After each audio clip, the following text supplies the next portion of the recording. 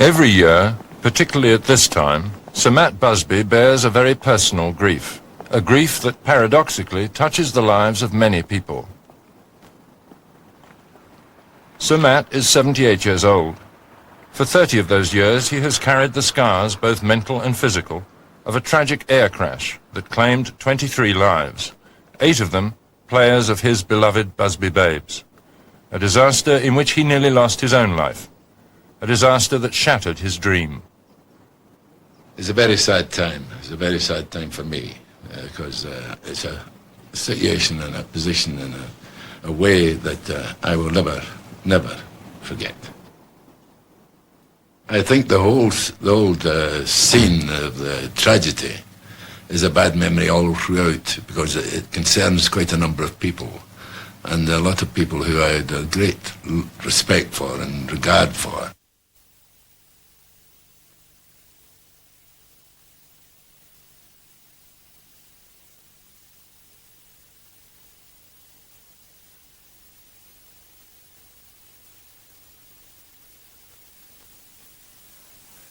Tommy Taylor, David Pegg, Eddie Coleman, Mark Jones, Billy Whelan, Jeb Bent. Oh.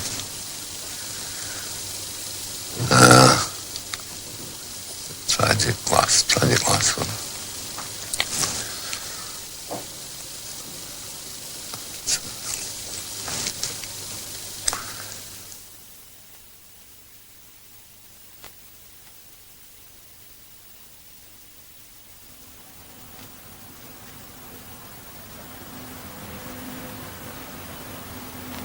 No way do I think that Munich and Manchester United as a club will ever be separated, because I don't believe that the Munich tragedy made Manchester United as a club. They were on the point of becoming the world's finest club side when it happened. When the year, turn of the year comes, the first thing you start saying, all right, well, we're getting towards the 6th of February, and you go through all the things that happened. Terrible, tragic time we had in the club, and the people concerned who lost their lives, the parents of these people, journalists, staff, and everyone else. And no matter how long it is, one would say, all right, probably the first few years, it affects you more, and you're more aware of it. But time doesn't heal these things, Paul. It doesn't heal them for me, anyway.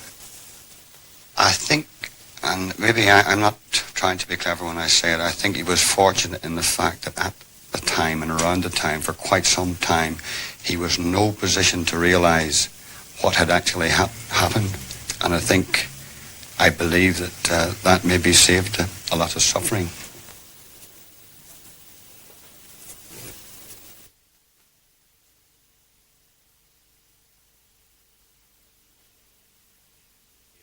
Well, it was shock. It was utter shock, you know, and I was so close to Matt, you see. Matt and I played against each other and in the army together and played for the army together, and he captained Scotland, I captained England, so we were very, very close. And of course then it was the Busby Babes, and I coached the England schoolboys, and Duncan Edwards, and there was David Pegg, Mark Jones, they were all in the side. So I knew the boys. Let's look what England had got to look forward to. We were preparing for the World Cup in 1958, and Roger, who had moved from a forward to a full-back, was one of the top players in Europe. Duncan Edwards was the outstanding player, and I'm rather sad that youngsters have never seen Duncan play. They always say what a player he was, but they've never seen him. And then Tommy Taylor. He was just coming. And those were 3 players that were in the squad for England preparing for the World Cup in 1958 in Sweden. To lose this and have to start afresh and to go into a World Cup within 3 months of the disaster virtually what it amounted to, for the last match, we had 2 established players left. That's Billy Wright and Johnny Haynes. Tommy Finney had been injured, Clayton was out. And we had the rest of them were people who had played 1 international match. 2 of them in the last match hadn't played international match at all. They were being capped in it. That's no way to go into a World Cup. So you can see the Manchester United disaster really destroyed my dream. It was a tragedy not only to England, for Man United, but the whole of the world, a tragedy, loss of great players. Well, this is a part of my history as a newspaper man. I always loved coming here because they were such a great side, and I think they set a milestone in English football. They were innovators. They were the first team to come into Europe. And now we're all aware of how European football is shaping. But these boys had to go in completely new, and they made a magnificent job. First year they get to the semi-finals. They were not only a great team, they were an entertaining side. Free kick to United, taken by Byrne. Headed out to the far side, very cleverly held by Benny, beats his man. It goes to Edwards, which is a good thing for United. A long one from Edwards down the right wing. Taylor's there, Taylor cuts inside, flicks it forward, still has it. And Taylor turns it back to Benny, shoots, it's a goal, there it is. They'd got a fellow like Duncan Edwards. And people say to me, how good was Duncan Edwards? And I'm bound to say, and I was a great admirer of Bobby Moore, that if Duncan Edwards had lived, I don't think Bobby would have been a cap. Why not? Duncan Edwards played 18 times for England, scored 6 goals from left half. A goal every 3 matches. We've centre forwards that can't score at that rate now. Behind him, you had Roger Byrne. Roger Byrne was a magnificent left back, again an innovator. If you think of Ray Wilson in the 66 side, well, he followed on a style that Roger Byrne had perfected. And when you looked at the right half position, little Eddie Coleman, he was a throwback to the old attacking wing half. He was a combination between an inside forward and a wing half, beautifully balanced, small, a magnificent tackler. United leading by 2 goals to 0. Peg, a long one out to the far side, heads go up there. Still bouncing at the goal mouth, it's hooked away out to this side. Peg racing onto it, turns it right across the far side again. Ahead of there by Coleman in the penalty area. First time shot by Taylor, it's blocked.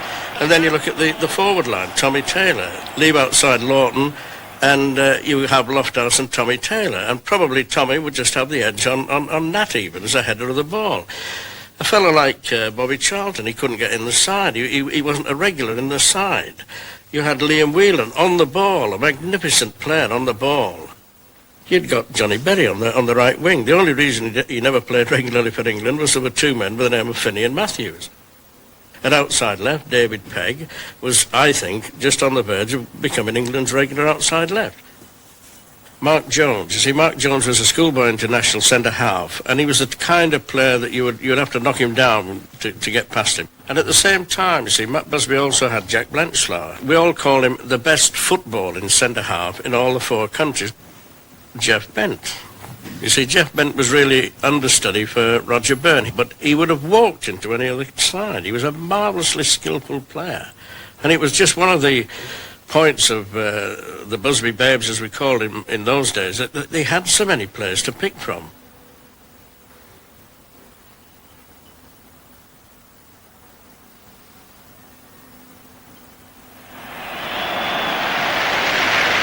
United had been quick to take the lead. This was through a goal by Dennis Viollet, one of those injured in the crash. In the first half, the British team were making rings round the Yugoslavs, and they scored their second thanks to Bobby Charlton, another of the injured. This is how all would like to remember the boys of this great team playing typically fine football.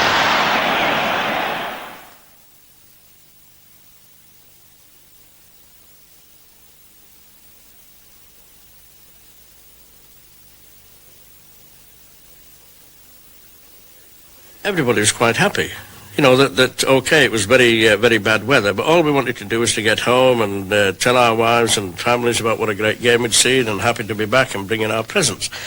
And just as we left the terminal buildings, you know, just the odd thought crossed my mind, because I was in the Air Force, I wonder whether there's been any ice on the wings and have they sorted it out. But it wasn't a thing that dwelt on my mind.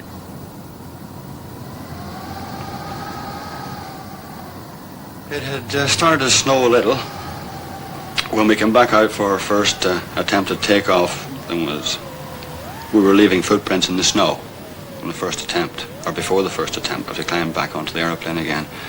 And it gradually got a little worse as we tried each time and got out of the plane. What, after the second attempt, it had got quite a bit worse. There was this very striking red building which was quite clear, and as we came abreast of that, suddenly the skipper just put the brakes on and the props were just whirring round and, hello, what's gone wrong?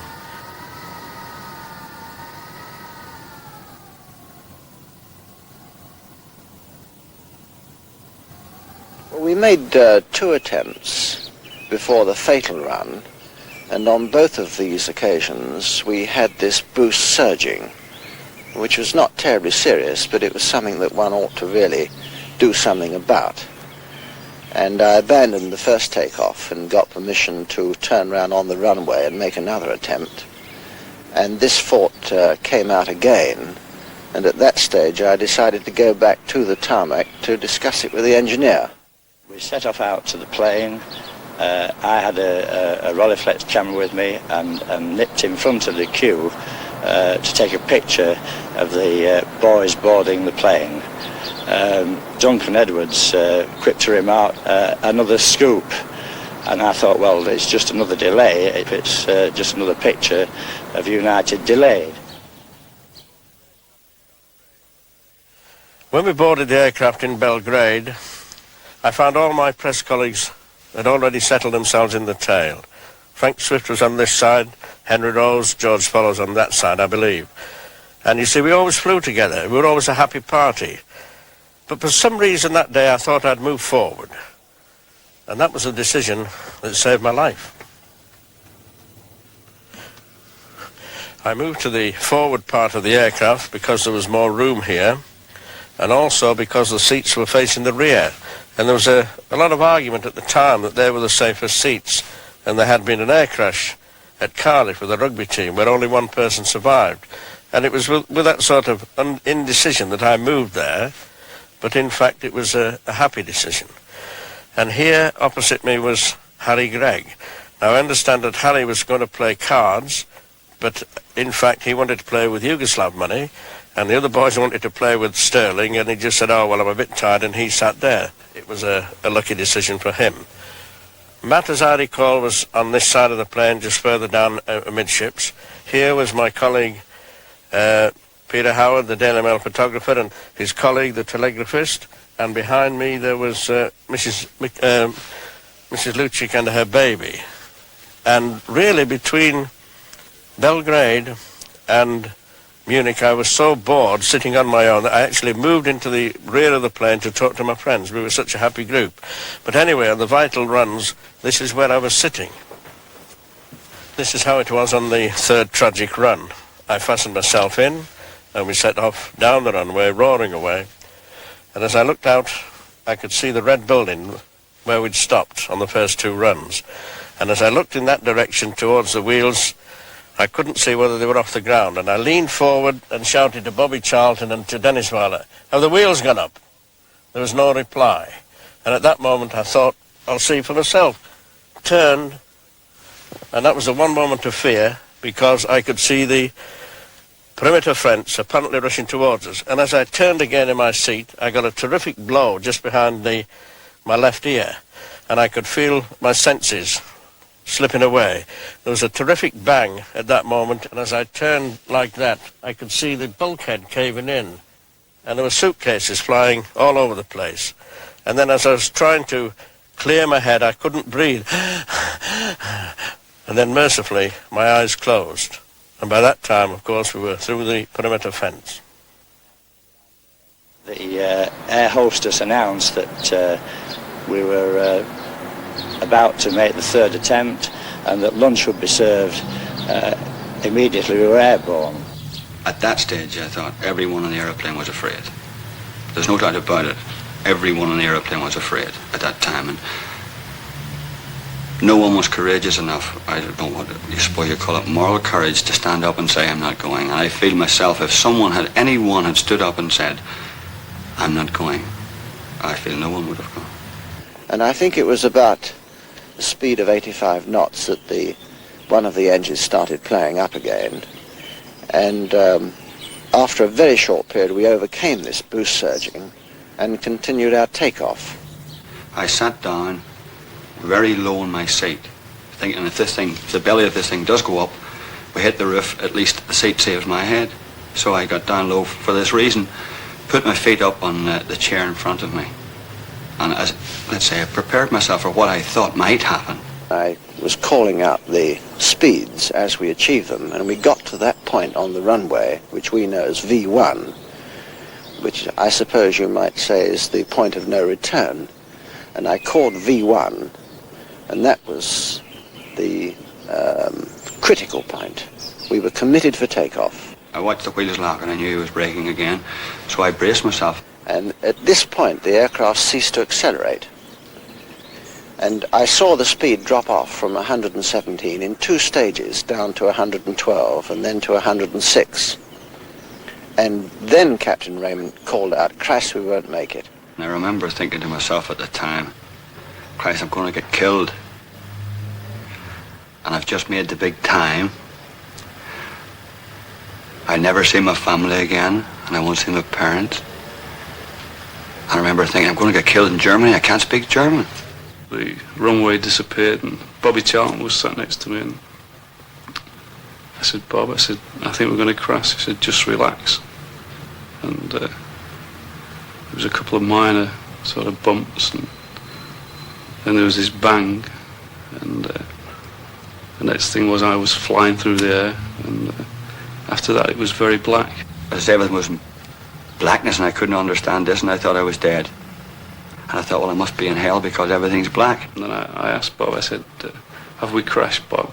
There I am, without a jacket that's been ripped off and his shoes had been torn away, and I'm asking Bob if we'd crashed. I don't know what I thought had happened to us. So the people who I think are absolutely magnificent were the people who were conscious. You know, Harry Gregg, who was one of the heroes, Peter Howard, the Daily Mail photographer. He went back in to save lives. And with him went Ted Elliott. Ted Elliott was his telegraphist. Now, Peter Howard went back, and I forget how many people he got out, but from my point of view, he got me out. I made my way through this hole over one or two of the people that hadn't been as fortunate as I had, and started to run and got about 30 yards away before I stopped, looped round, and Ted was following me up. There's an air hostess following me up, and Harry Gregg had appeared and was stood there with his arms out shouting, come on lads, where are you all, where are you all?" I had no sense of fear, and I didn't think that I had time to be afraid after what happened, because I heard a child cry inside what was left of the aircraft, and I think this brought me to my senses, and I went looking for it. One never realised, you know, the terrible tragedy that had in fact hit Manchester, and that thousands of people were virtually in mourning for the loss of these lads. Well, I was with the Welsh team. The Welsh team played Israel and Cardiff in the World Cup, and my assistant went, poor old Bert, and he had my seat and he went. A taxi from town, and got to the office at the top end there, and Alma George, who was our secretary then. I went upstairs, and there seemed to be no one about. It was most strange, there's no one around at all. And I had a drink, gave her a drink, and she said, "Haven't you heard, Jimmy?" He says, "Heard about what?" She said, the plane has crashed. It never struck me at all. And she said it again. "Oh, I still have another drink." I'm a quick drinker, by the way, and answered my second one quickly. But she said it again, and she started to cry. And then it struck me very vividly. I thought, God, no. The last thing I thought was a plane crash. So in my John little office there, I went in, I cried myself for 20 minutes, couldn't realise it. It's hard to lose players you've brought up, more or less live with. Very difficult. very sad to go to different funerals, you know, it's very, very hard. And probably two will get buried the same day.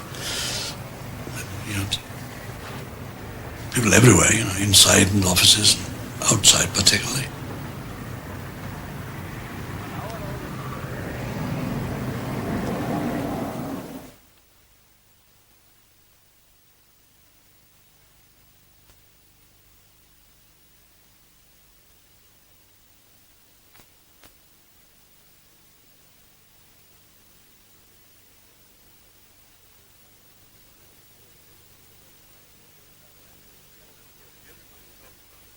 The men who were killed at Munich, everybody talks about the Munich disaster, and it was a terrible blow for this club.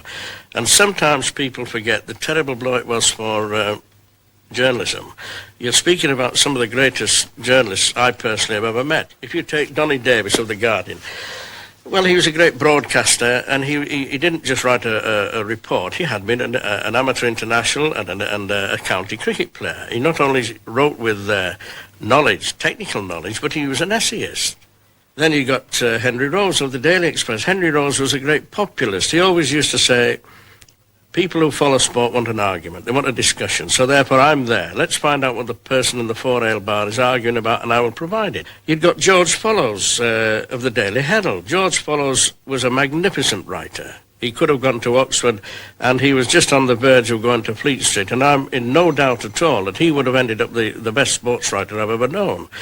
On the Daily Mail, you'd got Eric Thompson. He could have been a professional footballer, but he was not only a good technician that way, he had a marvellous sense of humour, and he used to illustrate his points with beautiful thumbnail sketches. So they were special people. Then you come on to Frank Swift. You see, he was a great personal friend. Swifty was not a journalist as you and I would understand it, but he was employed by the News of the World to give his opinions on the game. He got a tremendous sense of humour. And not only that, whatever he wrote or got the ghostwriter to do always had the mark of authority. Well, Archie Legbert was also a fantastic technician, both on cricket and on soccer. And he was doing marvellous work for the Daily Mirror. When he expressed an opinion about players read him because his opinion meant something. And then, of course, the two local papermen, Tom Jackson of the Evening News and Alf Clark of the Evening Chronicle. Now, Alf Clark had been a very good footballer himself. He was this was his club. Manchester United was his club. In fact, of course, it was one of the tragedies that he nearly missed the plane. Tom Curry was counting the players as we got on board.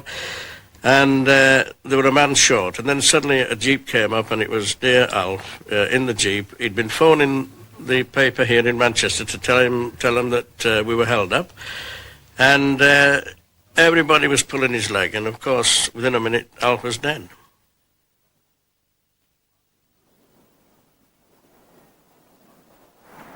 And if you want to know why so many lives were saved, it was really the incredible pre-planning of Professor Maurer and his staff. Maurer was not only a great surgeon, he was a marvellous organiser. And it was his assistant, the neurosurgeon, Professor Frank Kessel, who became like a surrogate father to me. He went out, and he was a man who escaped from Hitler in the war, and he worked in Manchester at Manchester Royal, and he saw Big Swifty. Das ist ein englischer Fußballspiel. That was the first time they knew that it was an English football team. And he told me afterwards, I was lying beside Big Frank, and we were both bleeding from the mouth. But he said, alas, your dear friend died within a few minutes of being taken into our hospital. He said the belt had ruptured the main aorta artery, and Swifty died. I'd go to Matt, and he was sort of semi-conscious in a fashion. He said, "It's you, Jimmy." And he said, "Keep the flag flying." Johnny Berry's on the next bed there. Tubes everywhere in his ears. No, he was fed to the feet. And apparently he was unconscious for weeks. With Johnny Berry. How he survived, I wouldn't know. And next to him was the great Edwards. And I sat with him for a while. He was sort of semi-conscious. And he turned his head and he said, "You, Jimmy." And he said, "What time's the kick-off tomorrow, poor fella?" Now that boy was mortally wounded, mortally injured, and the first thing he was thinking about was playing for United. Now that explains Duncan Edwards' character better than any words of mine. And then this particular morning, 17 days I think it was, but anyway, Dr. Graham Taylor of the BEA, as it then was, came in the room. He was talking to Jackie Blanchflower next bed to me, and as he got to the door, it's inscribed on my mind forevermore. As he turned the door, he just said, I think you'll be able to stand the shock, but don't tell Matt. I'm afraid that Duncan couldn't quite make it.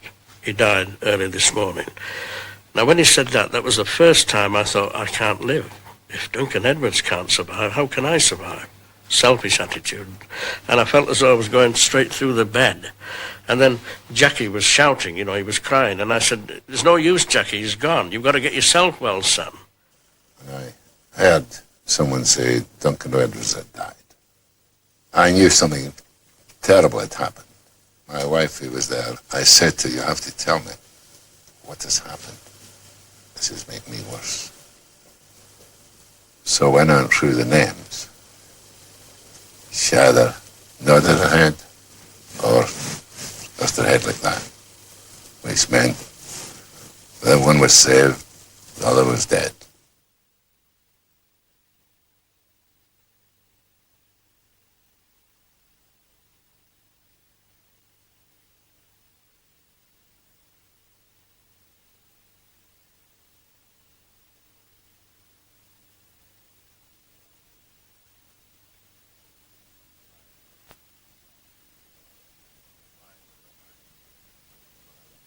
Why did I take the club into Europe?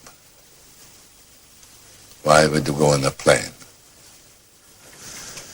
I remember my first reaction was never to have anything to do with football again.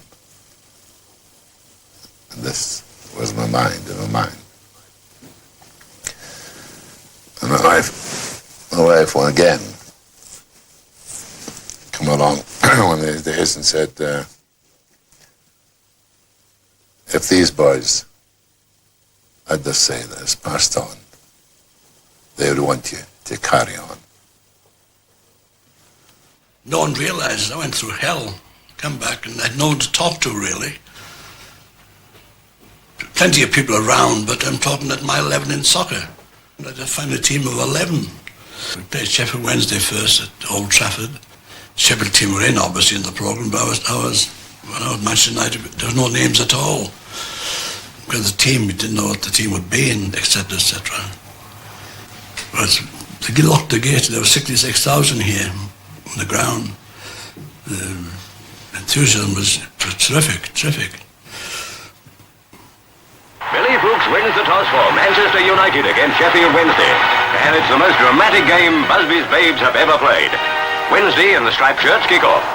Less than a fortnight after the Munich air crash, the Babes are fielding a scratch side for a fifth-round FA Cup tie. And apart from Fuchs himself, the only member of the original team is goalie Harry Gregg. Now the United forwards are on the attack, and that was nearly it. Brennan takes the corner, and it's in.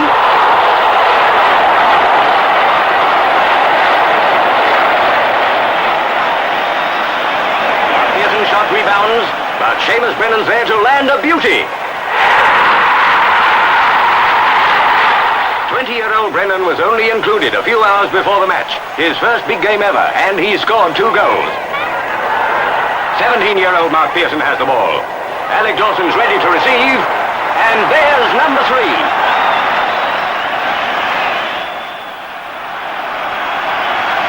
So Professor Maurer and 30 of his colleagues come to England to be welcomed by the Lord Mayor of Manchester and their host, Manchester United Football Club, which owes them so much.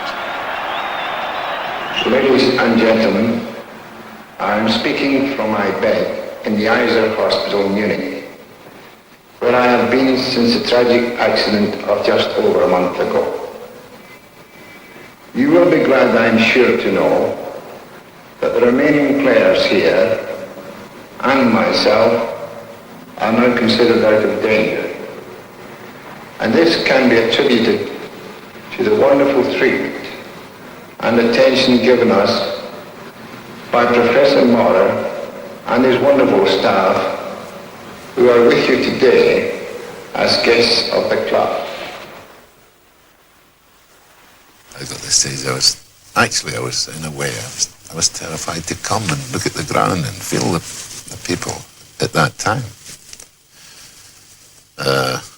And as I say, the biggest obstacle, once I'd done it and I'd forced myself to do it, I had to do it,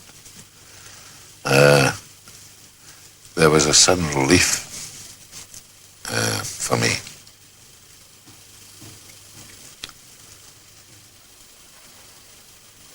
It was a very trying time. You know, it was bad enough for those of us who, I think, well, okay, I got a lot of injuries, but I mean, that was me. Just me. But here we'd got a man who'd built an ideal and just smashed right in front of him. Human lives that he'd known since they were little boys. I would never have been surprised within a year of it happening had I turned around in a coach and saw the lads there. That was the feeling I had about it. Had I turned around in a coach, I don't think it would have shocked me. They should have been there. They were taken away so quickly and so suddenly that it didn't really sink in. I've never discussed the crash with Sir Matt or anyone who was involved in the crash. So I think we keep our own thoughts on it. We keep our own, we never discuss it. But I felt I always had something driving me on, and I'm sure it was that. I always think back when I've been successful to how lucky I've been, and wish that the particular lads that went, that are not with us anymore, could have been there to share it, because they had a big part in it, because the great drive to winning the European Cup was not just for the players' own personal achievements, but probably to prove something and to make something, what seemed to be right, happen. That night at Wembley, it was a crowning glory for us all. For the players that had gone in the crash, for Bobby Charlton and Bill Fox, who were members of that team, who fortunately survived, even the players, the directors. Laird was the chairman, and directors, and everybody concerned. It was a night of achievement. With the tragedy, there was joy that night.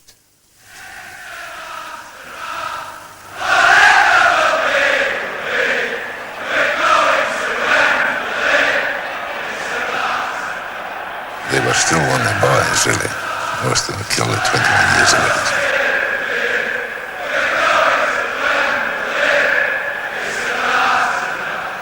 I think the country lost a team which would have been the talk of Europe and indeed the world.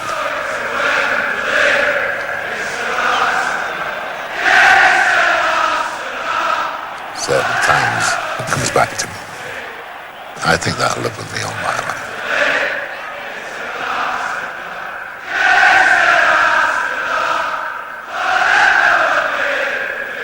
I think they'll live forever in the history of football, because I think they actually created something in their short life in the game.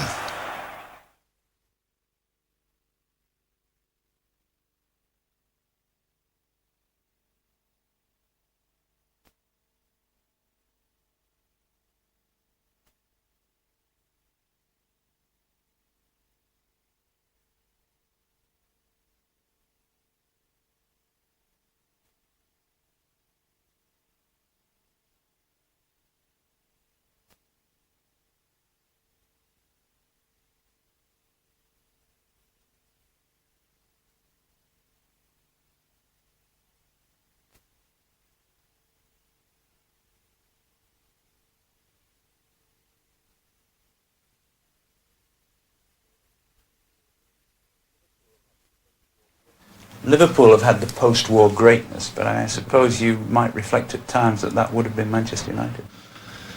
That is a very difficult question to answer, because everything was going right. And we had the team, we had the players, and we were taking it in our stride and going along and winning and winning and winning. And it's difficult to know what the outcome would have been, but I know it had been outstanding. Probably I'm leaning towards Manchester United, but the players that were there at the time were absolutely on their own.